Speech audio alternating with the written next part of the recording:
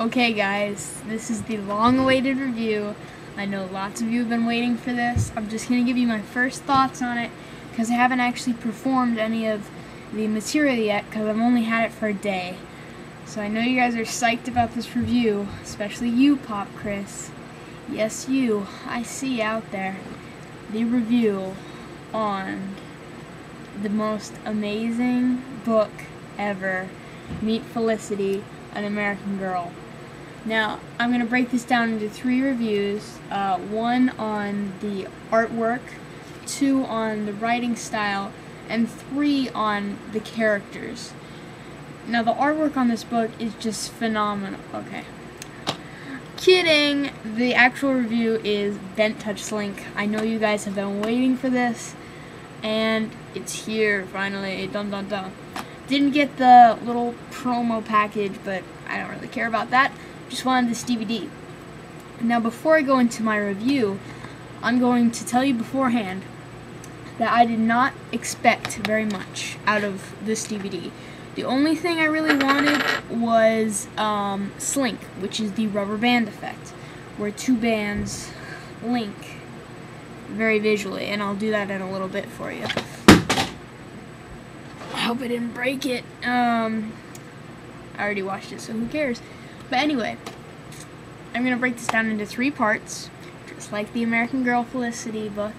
Part 1 is going to be Slink. Part 2 is Touch. Part 3 is Bent. So instead of BentTouchSlink, we're going Slink, Bent, Touch. No, Slink, Touch, Bent. I don't really care. So, anyway, we're going to start the review starting with Slink.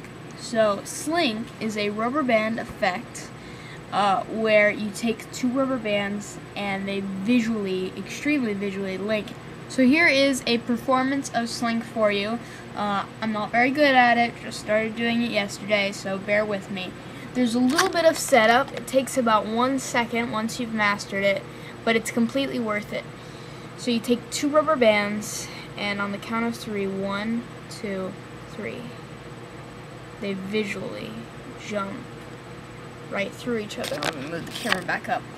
So it's a very visual effect, and then just as visually, the bands unlink. Very, very cool. Now I'm going to give away the secret on this so you don't have to buy the DVD. What you're going to do is take a band and break it in half. Okay? Once you've broken it, you want to thread this through. Alright? And now you're going to take a lighter.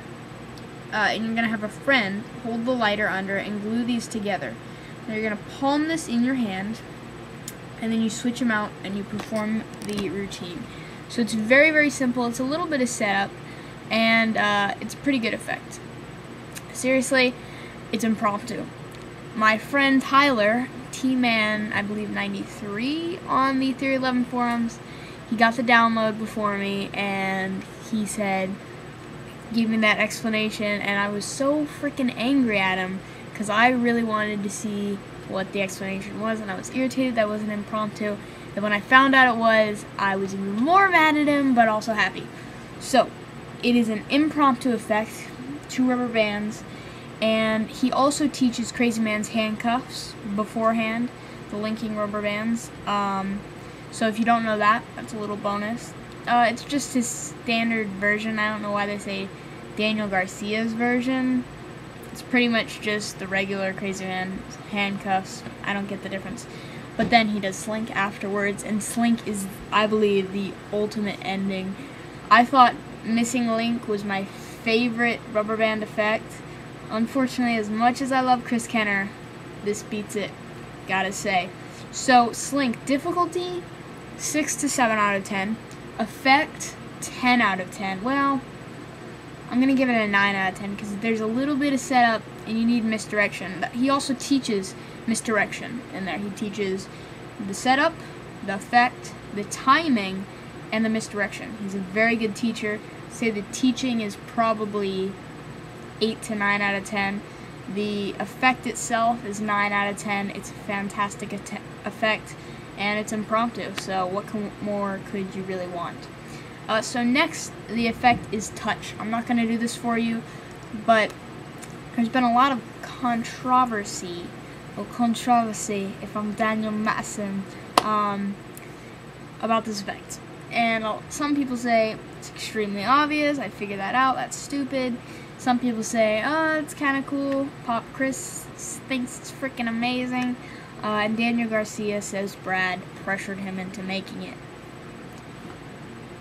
I don't know the secret, well, I know the secret, but I don't know the deal with Brad and Daniel, how he pressured him or whatever. I wouldn't be pressured into making my effect. Anyway, so the effect is a coin teleporting. Standalone effect? Not really. I think the spectator might just say, well, turn over your other hand. That's another thing. You can't even turn your hand over and show your hand's empty. So you're not even clean. You don't end clean. So it's not really my thing. I don't really get it. I mean, it's sort of cool, and when you see it, you're gonna think, oh, he just does this. I'm not gonna say that. But the method's a little more, not complex, but a little more sophisticated than what you might think. So I guess that's good. But for me, this is just not my thing. I didn't really expect it to be much, and it was probably a 4 to 5 out of 10. I'd say mostly a 4 for the